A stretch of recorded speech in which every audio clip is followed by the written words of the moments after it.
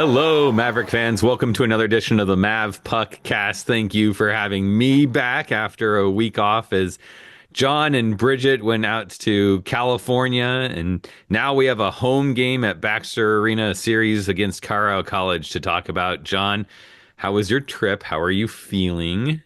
It was a good trip out to Palm Springs, as I mentioned on last week's episode of the Mavpuckcast. I came back with a bug. It sounds like a number of people who were out there came back with a bug. Mike Valancourt, who does the play-by-play for the games on the radio and subsequently the home TV broadcasts, his voice was gone for the broadcast this last weekend. So he was trying to recover something, but I did great. I took massive cold medicine and I took lots of vitamins. So I was good to go by about Wednesday night. So it was a fun series, Jason. Enjoyed having home hockey back for the new year at Baxter Arena. But before we get to that, we'd like to thank our founding members of the Mavpuckcast for their support this season. As I am talking to you, you are seeing a scroll of the names of those who are founding members of the Mavpuckcast this season. You'll also see their names scrolling at the end of each episode of the Mavpuckcast. And if you would like to support our efforts here at the Mavpuckcast and at mavpuck.com, be sure to visit mavpuck.com/donate. But as Jason alluded to, Colorado College came to town for the start of the second half grind in the NCHC. Second half play, our first conference series of the new year to get the ball rolling on the conference race. Always an exciting time of year. It always seems like there's a lot of hockey going into the first of the year, but we were talking about how many home series were left, and it comes quick and it goes fast. So Colorado College came to town. They were on a bit of a slump. They had just lost a series to Augustana the weekend we were out for that Cactus Cup in Palm Springs, and they had only won 1 out of 6 games coming into Baxter Arena. So Coach Mayotte and crew were hoping to get back on track. First period, Friday night, it was a back and forth first period, but 1952 into the first. So late in the first, in the closing seconds of the first, Brady Risk scores in transition on the power play. Nice pass by Stang to set that up in the slot. 1-0 UNO after one, Jason. And boy, sometimes those late goals at the end of a period can be a killer for the other team. Yeah, they can. We've talked about him going against Omaha a few times this season, so it's nice to be on the positive end of that for sure. And it was a rough period, I thought, for UNO. They didn't play bad, but it really seemed like we were kind of getting hemmed into Cairo College's game on Friday night, and that's how they beat Denver. Is you take away that flow that Denver has, and that offensive prowess that they have, and they're vulnerable, and Cairo College was looking to do the same thing to UNO. It looked like lots of physical play, lots of tight checking in the neutral zone, lots of hard entries, and so that transition that leads to Brady's goal was just really good for kind of breaking that down and getting CC into an uncomfortable aspect in their game. Absolutely. So UNO up 1-0 going into the second period. 2:03 into the second. Sam Stang puts UNO up 2-0. Another goal for UNO in transition, but 4:19 into the second, CC's Ty Gallagher puts it in from the blue line. Sort of caroms around the pipes. Ty Gallagher was a player that I highlighted on last week's episode of the Mavpuckcast. So early on, it's 2-1 UNO, but short time later, 4:36 into the second, Brady Risk gets his second goal of the night, Jason. He picks up the rebound off the Hillman shot. 3-1 UNO. And then a little over a minute later, 5:41 into the second, Zachariah Wisdom narrows UNO's lead to 3-2. It was a backdoor goal that he got on Simon. So yeah, 3-2 5-2. With about 9:30 left in the second, CC thought that maybe they had tied the game up, but they had entered the zone offsides. I'll tell you what, I think it really would have changed the complexion of the game, Jason, if they gotten that game tying goal there at that point in the second. Yeah, because they were really, it was a lot of back and forth.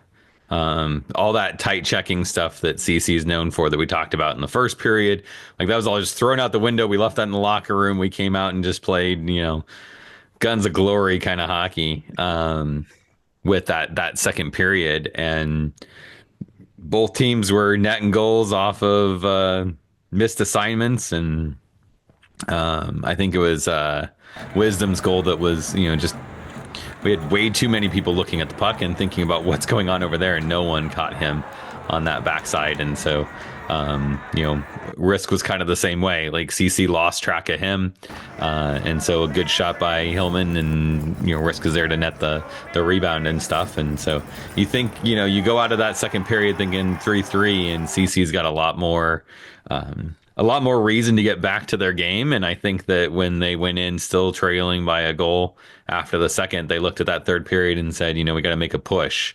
And it was going to be on Omaha going into the third to kind of penalize them for any mistakes that they might make when they are trying to manufacture offense. Yeah, absolutely right. CC had a bit of a power play left to start the third period. They didn't capitalize on it. But 2:53 into the third, Cam Mitchell makes it 4-2 for UNO. Boy, this was a real killer for Colorado College. The puck was just sitting in the crease behind CC goaltender Caden Mbarico. I think Mbarico thought he had it stopped, and I think he was waiting for the whistle, and it didn't happen. So the puck was just sitting there, and Mitchell got that goal. So it's 4-2. UNO early in the third, and then 8:01 into the third. Harrison Israels passes it across the crease to Brady Risk. Brady gets the hat trick, Jason, and hats fly, except for my hat. Few of them. Some people decided not to participate in the tradition.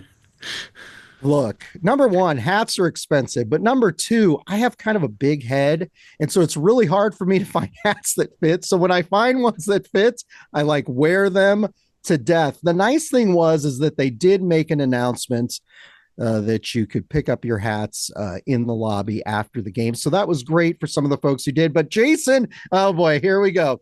I heard you told Isaac Lindgren that he was not allowed to retrieve his hat because it was bad luck. It is bad. No, anti-hockey gods there. No, you don't get your, that's the reason why most teams have a policy or protocol, is because you give those things away. They clean them. They donate them to kids with cancer or homeless shelters or something. But yeah, I've never get your hat back. You've given it to the hockey gods. It's theirs. Jason's super superstitious. I'll tell you that gray Nike Maverick Hockey hoodie that he's wearing right now, he and I inadvertently in the first half wore the same hoodie to one of the games, and it was that hoodie, and UNO happened to win, and they've won every time we've worn that hoodie. So now I'm stuck wearing that hoodie because we wore the hoodies again for this Colorado College series. So I have really mixed emotions, Jason. I'm tired of dressing like you, but it appears that this is what we have to do. I mean, otherwise you're advocating for UNO to lose, and I don't think that the commenters on this podcast on YouTube or the message board are going to be pretty happy with John here saying Omaha needs to lose a game. Yeah, we cannot mess with the mojo. So I'm willing to wear that hoodie. In fact, I like the hoodie. I think I just got it last season. So it's a good one. Jason, the Mavs go on to win that Friday game 5-2. Yeah, I wanted to say something about that. Yeah. The Mitchell goal that you talked about where Mbarico thought he had it, right? I was watching it after the game when where we are and the board is not crystal clear, so it's kind Right. of hard to make out a lot of stuff. But I noticed when I was talking to a couple people, including my daughter, about this, is like if you look at it, like he when he first makes the save, he glances over his shoulder real quick, so he clearly knew that like he didn't feel like he had that puck. Feel confident. But he almost like he glances over too fast. And so it's like right as he turns his head around is when that puck kind of inches out. And you know, it's good on them because the other thing that I give credit to is the referees in a lot of situations are going to be pretty quick on their whistle. And that slow leaking puck like that will sometimes end up as, you know, I lost track of the puck and so blew the whistle too quick. But the referee swings around towards the back of the net. So he has a very clear view of where that is and makes a signal so the guy on the blue line doesn't blow it off and lets that play go. And so I don't think we ever give credit to the refs for making good things. And there's a lot of things in this game we cannot give them credit for. But that was one of those things. It was nice to see them not be so. So whistle happy in that situation, and it benefited UNO. Give a little credit here to Cam Mitchell for that heads up play, spotting the puck and putting it in. Yeah. Mavs go on to win 5-2.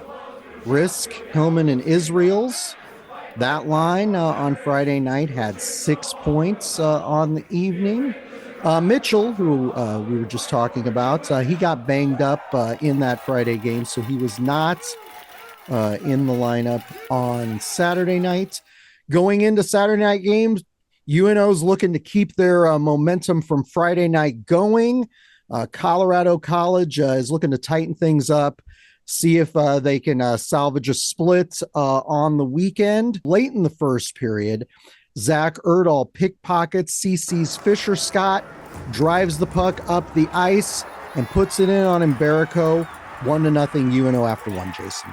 Yeah, a good play by Erdahl to get that puck, and then you know that's kind of what we're looking for out of him. What he was last season for us was, you know, you give that guy space and room to find a leaky point in a goaltender, and he's gonna plug it. And so that was exciting, not just to see the play, but I think you know Erdahl's been kind of a little snake bitten of late, and so to get him back on the score sheet and see him netting some goals for us, that'll be a good sign for UNO headed into the rest of the second half. And again, it was a lot like Friday night. It was a first period that was a little bit back and forth. I thought CC played probably the better game in the first period, and a late goal by UNO forces CC to rethink how they're playing. Yeah, like we said, those goals that happen in the last minute or so of a period are always tough. Always tough for a team to rebound from. Second period, latter half of the second period, 14:53 into the second. CC's Fisher Scott, who we just mentioned, ties it up. So it's tied 1-1 after two. So it's a whole new game going into that third period. I was worried on last week's episode of the Mavpuckcast. I had said I thought UNO would win Friday night and lose Saturday night. Bridget and I both picked splits. So I thought maybe my scenario was coming true, but 147 into the third. Harrison Israels puts UNO up 2-1. Tell you what, Norland had a nice shot attempt off of a pass from Hillman. Israels puts the puck in the net. Heads up play by Harrison Israels, 2-1 UNO, but it was close throughout that third period during Saturday night's game, Jason. Yeah, and the second period playing with a 1 goal lead is it's a tough thing. It's you can't make mistakes, and you know some guys just they crater under that kind of pressure, and some teams struggle with that. You know, there's a statistic that a lot of NHL announcers and broadcast people will talk about is performance in 1 goal situations, and you know, there's advanced analytics that look at production. You know, how many shots can you generate in 1 goal opportunities or less, you know, 1 goal or less differences. You know, how much do you generate when you're up by a goal versus down by a goal? You know, the day and age of advanced analytics, those are things we care about. And you know, it was good to see this UNO team say, like, we can band together, you know, we can play our game, but not, you know, kind of turtle into our zone and stuff. And then, you get a good, clean opportunity to take a look at a net like Norland had, and good things happen. And, especially when you have guys on the team like Risk and Israel's that are, they've been around the block, they've been there for a while, they know like close games, how do we play, where do I need to go, be in the right spot. And it paid off for us. I thought Norland had a really good game coming in Saturday, not playing on Friday. We've talked about his puck moving abilities. That longer reach helps with some of his defending.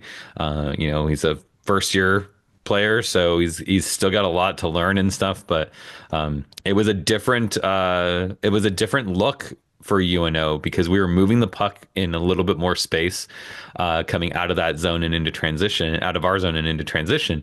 And it spreads things out for CC, and it makes it a little bit harder for them to play that tight checking game that they played on Friday. Absolutely right. Great to see Norland in the lineup. The last time we got a chance to see him was in that exhibition against Manitoba back in December at the end of the year. So he was a player who appeared, I think, in the first 5 games of the season. We didn't see him much during November and early December, but like you said, a young player, big, tall player with a wide wingspan, and we're excited to see what the future holds for him. Great to see him have a nice game in that Saturday CC game. Yeah, he was the best player in that exhibition game, and it's just exhibition, so you kind of write it off a little bit of like level of talent and things like that. But to see him come in and be effective, and not a liability for UNO in a real game. This is a CC team that is no slack like they have been in seasons past, and you can see from these 2 games, like UNO and CC are on a very similar level. Yeah, very evenly matched teams and a very even level of play this weekend, even though the score on Friday might not have illustrated that. Definitely was close throughout that third period. Colorado College tried to get the equalizer, did not happen. Miles Hillman put an exclamation point on the weekend with an empty net goal with 38.2 seconds left in the third. Jason, I thought UNO did a good job limiting Colorado College's opportunities there in the closing moments of the game with Mbereko pulled. Yeah, we filled lanes very well. Had a lot of opportunities before the empty net goal because it was a good solid 2 minutes that they had him pulled. And so it was, I guess there was 2 minutes left in the game when they had him pulled because they brought him back in after that goal. And yeah, it was, you kind of were just thinking like someone's got to net one of these, or you just feel like it's going to end up in the back of our net in some kind of weird transition play. So yeah, like good on the team for banding together and still being semi-productive. I loved hearing the crowd all gasp when Simon went for his empty net goal. We were all pulling for that puck to maybe curve a little to the left, but it never did for us. That's always great in situations like that when the goaltender can net a goal. Did not happen, but congratulations to Hillman on that empty netter. UNO goes on to win 3-2. They go on to sweep Colorado College. A great tone setter for the second half. A great way to start the second half. Because like you alluded to, Colorado College has been good the past couple of seasons, and there were a lot of high expectations for them coming into the season. They tend to be a good, gutty, net out type of a team. But UNO gets their first sweep of the season since that sweep they got in the first half last fall against Miami. So only their second sweep of the season. So good for UNO. And they're 10-10-0 overall this season and 5-5 at home. But Jason, I got to ask you, lots of potential choices here. Who is your player of the week for the series against Colorado College in Omaha this last weekend? Well, I think obviously the player of the weekend was the gray hoodie coming through for us and getting us a sweep at Baxter. It's all about Jason and I dressing alike and wearing the same outfit both nights at hockey games. So you're welcome, UNO. And it has to be the gray hoodie because there was one game where we tried matching hoodies that were not the gray hoodie, and UNO lost to Lindenwood. So there you go. We got So we have officially round robined our testing schedules. No, from like the real people that actually matter, yeah. and not me and what I dress as. I really liked Harrison Israel's play this weekend. He nets that goal. I think that was good, but it his positioning is great. And I know we talked about him at the end of last season when we were going into the portal about him and Risk probably going together and how awesome would it be if they came to Omaha. And I love watching them play. They're fun guys. If you haven't been to a game at Baxter, this is the plug to say, come out and see a home game. Because those two on a line together is a really fun thing to watch. But he does so much for us. He kills penalties. He's reliable. In our zone, but he's also good in transition. Great vision on the ice for us, and that's I think why Risk is the benefactor of a lot of that vision that Israel's has, and the two of them have that chemistry. But then I think the big thing this weekend was he was one of the few players that both nights was positive in the faceoff dot. He's not dominant. He's not a guy that's going to go out there and win 60-70% of draws or something ridiculous like that. But he finds a way and he wins a lot of high danger draws. When we're on Saturday when we were tied, he won, I think it was like 3 out of 4 or something in the defensive zone. And those are big because in the defensive zone, you give them the puck, they have an opportunity to set something up, get quick shots. We've done that. We did that against them this weekend of getting offense generated off of that face-off win. And so you really want in those defensive draws someone who's pretty reliable in just knowing like I've got to get this draw, or if nothing else, I can't lose it clean. And so for those reasons, Harrison Israels is my pick of the weekend. Yeah, great pick.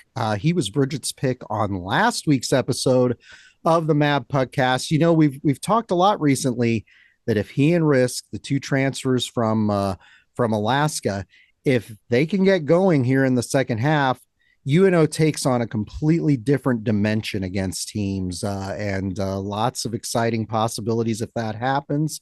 And especially if Erdahl gets going, right? Like I think some of the struggles that you and I have pointed out going into the first half of the season with those two, I think part of it was they were split up on lines for a while, so it takes some time getting used to new guys and how do we play together and things like that. So that decreased their production. And then I think there's trouble up and down the lineup, right? And so to see Erdahl start, I think not just like netting points that he got. But you see his play. He's more aggressive. He's more willing to be a little bit physical, especially at the line in the defensive zone. That changes things because if you have to worry about Erdahl and whoever's out there with him and that line, and then you turn around and have to worry about Israel's and Risk coming out there, and then you start going down the line going, well, they're not offensive powerhouses, but there's no slack there. Slipek's known for grinding things out. You've got Jimmy Glenn in there. You've got plenty of guys that are willing to go there and just make it difficult for you. And so even if they're not getting points, it's just wearing teams down. And so it's definitely a good thing, I think, that the combination of those guys finding some rhythm and Erdahl finding kind of his game again is really making things exciting for UNO this year.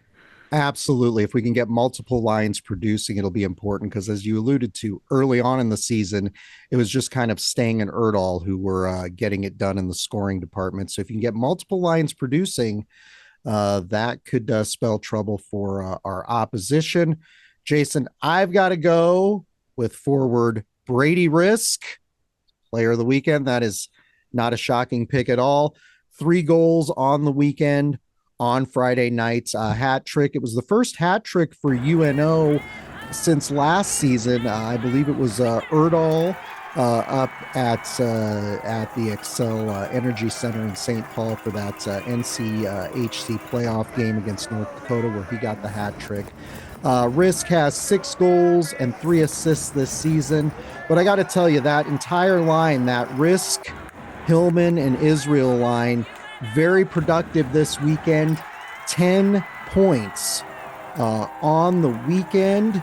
You had 5 goals out of that line and 5 assists. So big weekend for those 3 guys. And we've been impressed, as we've alluded to, with all 3 of them this season. Yeah, it's a shame that those two kind of overshadow Hillman on that line because he's been a really good addition to them. I think he's complemented a lot of what Israel's and Risk does, and so just a small little plug for him because I kind of hate that he gets overlooked when you got 2 guys that are having the game that Israel's and Risk had this weekend. So. Absolutely, it was definitely. And we didn't even talk about Simon's play. Simon was amazing for us on Saturday. Like, I mean, he was good on Friday. Not to give the guy no credit for Friday. Like, he was good on Friday, but we relied on him heavily to make some really big saves on Saturday. And as usual with Simon, he came through for us.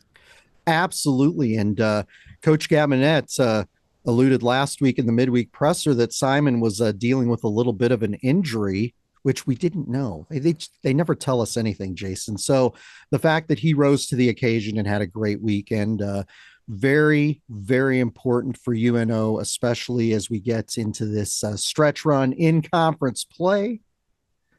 But we've got to talk about some things you missed at Baxter Arena. And in this case, just one thing that you missed at Baxter. You missed at Baxter Arena. Yeah, but I thought this was pretty cool, and I know you thought that this was interesting too. During the pregame warmups for the team, normally the team comes out, does the skate around. It's kind of fun to watch them shoot at the net, shoot at the goaltender before the game, skate, do a little bit of skills, passing back and forth. But one of the neat things was UNO had a camera on specific players during the skate around before the game. And then on the video board, they had little black boxes with white text that had little interesting tidbits, factoids, and stats on some of the players on the team. Yeah, I love that. I think that was a really cool thing. I'm curious what our listeners thought of it. So if you haven't, comment in the comments on this and let us know your thoughts on that and what you think of it. But I love those types of things where you're giving fans just a little tidbit of information, just something that maybe they didn't know. I saw an AHL team that did something similar, where they had I'm trying to remember what they called it, but it was like the track history or the journey of the player. And so it talked about where he played junior hockey and did he go to college or did he go major junior, and had the basics of where he's from. But it was really cool to see former Lancer player, now Hershey Bear or something like that, or whatever it was. And so I just I think anything like that they can do to kind of help connect the player to the fan, I'm all for. So I thought that was a great idea for them to do, and I hope that they'll do more of those. I know they're probably a lot of work to do the research and create the graphic and that stuff, but to kind of isolate some guys during warm up and make that introduction, I thought was really cool. I know Gabe, who's the hockey SID, he loves those kind of little factoids on the players and on the team. And I enjoy them too. Back in the day, this always makes me sound old, but back in the day when they used to sell programs for every series, we've got massive number of totes full of every program that this program had. But I used to love to just sit there before the game and peruse that thing and learn about the players and learn about the teams and see some kind of historical stats on the team and on the players. It's just fun stuff. And it helps you get to know the players, because people commonly come up and all they know about a player is just kind of what they've been doing this season, what they've seen on the ice. So it's nice to know where they came from, whether they're US player, Canadian player, what junior outfit they came from, and that type of thing. So we liked that. So that was a fun thing you missed this weekend if you weren't there before the game, Jason. But it's that time of year. January's here, and we've got to talk about NCHC standings. Jason loves this every year when we start to get into the nitty gritty of the conference race. It was an exciting weekend last weekend. Western Michigan was the only team in the conference not to play. They had a bye week, and that's well, it's kind of an interesting thing with 9 teams now, an odd number of teams for the moment, until St. Thomas joins the conference here down the road. That's one of the things that we'll be dealing with. So lots of an exciting series between North Dakota and Arizona State out there in Tempe. Those two teams are at the top of the conference, but UNO right now sits in 5th place with 17 points. We are currently tied with Denver for 4th place. So I guess I said that wrong. I guess I should have said we're tied with Denver at 17 points for 4th place. Jason, we both have 6-4-0 conference records. It's a tight race right now. There's only 6 points separating the 1st place team, North Dakota, from the 8th place team, Minnesota Duluth. And there's 3 teams tied with 19 points at the top. So yeah, that's there you so, go. There you go. I should have said all 3 were tied at the top. See, I gotta, look at this a little bit closer. And John's a closet North Dakota fan, so you just want to make sure you put that in there that they were number 1. no, no, no, no, no, no, no. Western Michigan, as I alluded to, they've got 2 games in hand on everybody, Yeah. only having played 8 conference games. So that shaping up to be an interesting race there at the top of the conference. All the way through. This is no night off for any of these teams. And, I know we'll talk about preview for next weekend, but that's going to be one of the things the team needs to be thinking about. Absolutely right. You look at a team like Minnesota Duluth, a lot of young players on that team. I thought they'd struggle this season.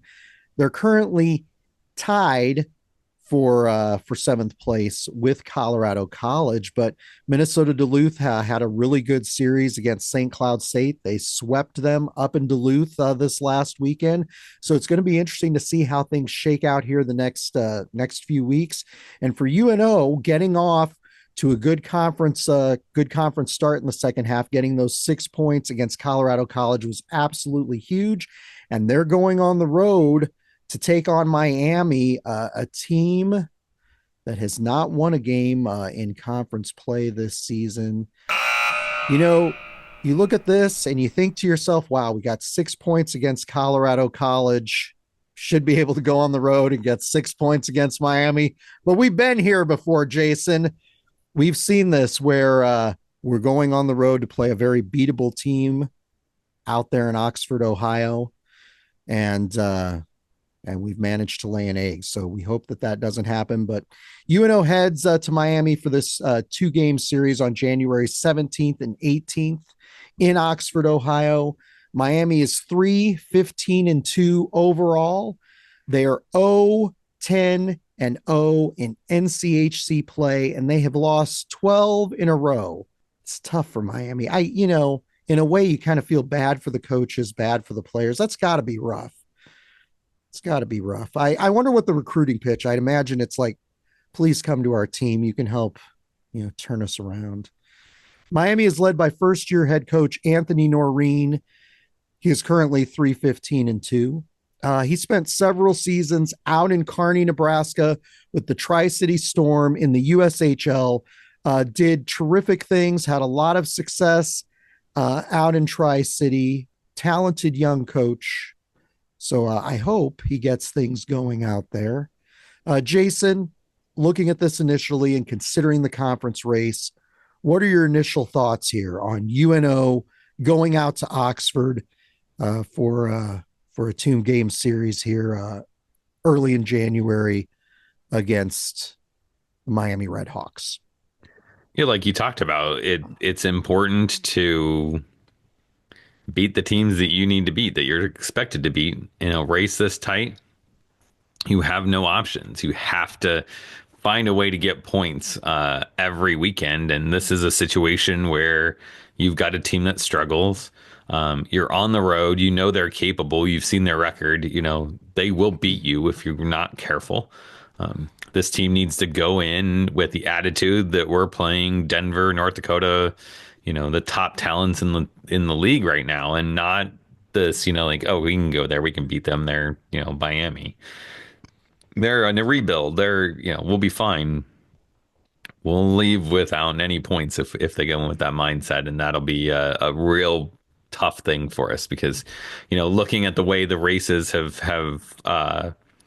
kind of panned out in the last the points ends up in the last few seasons. Plus, you add in Arizona State and kind of how that's going to shake out the mix a little bit. We're really looking at needing to be in the mid 40s for points if we want to be in the top four going into the NCHC tournament and have a legitimate chance of making it to the Twin Cities and stuff for the Frozen Face-Off. And so. This team needs to look at this as that opportunity, right? Like here's 6 points of the, really probably 23, 24 points that we need to finish out the season. So it'd be great to have six of those, in the bank. And then you're looking at the rest of the way, like split against good teams, maybe steal a sweep in there every once in a while, and you'll have the 24-ish points that you need at the end of the season. So I don't know, the coaching staff talks about rankings or anything, but like that would be my message to the guys is, this is the building block to set you up. If you don't get 6 points here, it starts becoming a lot harder to say, where do we get those points from? Because you're going to have to look at it saying like, oh, we've got to sweep North Dakota at North Dakota, or we have to, sweep Arizona State when they come to town. So it's just a lot harder for UNO if we don't find a way to get 6 points out of this weekend. Yeah, absolutely right. And look, there were some confounding moments in the first half of the season. Certainly, Augustana has proven to be a more talented team and a more competitive team than we might have thought back when we played them early in the season. But there have been moments recently, that series against Lindenwood in the middle of December. And then there were some moments at the Cactus Cup last week where the team did not look particularly good. So they've got to keep things in check. They've got to play a smart, disciplined game, and they can't look ahead to St. Cloud State coming into Omaha here in a couple weeks. And as you alluded to, take care of the teams you can take care of, and then split against some of those better teams. UNO's got some tough road series. They have to go on the road to Denver, they've got to go on the road to North Dakota, and they have to go on the road to Western Michigan. Three top teams in this conference and three arenas and buildings that are very, very difficult to go and play at. So it should be interesting to see. Some players to watch, Jason. Leading point producer for Miami is junior forward Johnny Waldron. He has 4 goals and 10 assists this season.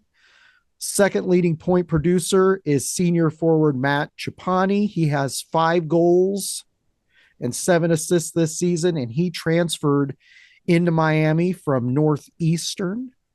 And the third leading point producer on the team is grad forward Colby Ambrosio. He has 4 goals and 8 assists this season, and he is a transfer from Boston College. He played for Coach Anthony Noreen at Tri-City. So he's reunited with Anthony Noreen. All 3 goalies, Jason, have appeared in net this season, so it'll be interesting to see who we see when we are out there. Sophomore Bruno Braveras has a 3.990 goals against average and a .876 save percentage. Freshman Ethan Dahlmeyer has a 3.45 goals against average and a .881 save percentage. And grad goaltender Brett Miller, who transferred in from RPI, has a 3.39 goals against average and a .889 save percentage. So some kind of tough stats for their goaltenders there. But like we said, Miami plays tough at home. Their 3 wins came in the confines of Goggin Ice Center this season. So it'll be interesting to see. Jason, what's your prediction? Do you think we'll sweep? Do you think we'll split? Do you think the unthinkable will happen and we'll get swept out there at Miami? What do you think is going to happen against the Redhawks in Oxford, Ohio this upcoming weekend? I'm gonna play the positive, and I think the team finds a way to win this. Like you alluded to, none of the goaltenders have really stepped up and said, "I'm the guy." So it's kind of goaltending by committee there. A lot of that I think just has to do with the players that are in front of them and what they're doing there. The key is going to be whoever's in net for Omaha. I wouldn't be surprised if Simon is kind of nursing an injury or something, if Radler gets the starts, or at least one of them, just to give Simon a little bit of a break when we can. But I think we have to have solid goaltending. Don't let in softies. Smart plays, play middle out, and then just net our chances when we get those opportunities, because they're going to come against that team. They need to force the middle of the ice, and they need to net their opportunities. And I think we can pull out a pair of wins out of that weekend.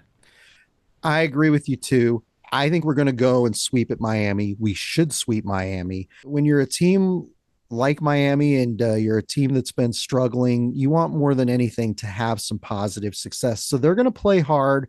They're going to give us everything they got, and they play tough. So it should be interesting to see what happens this weekend. Again, UNO's got to play what I talk about all the time: meat and potatoes hockey, play fundamental hockey, don't take stupid penalties. And I think that they will be fine.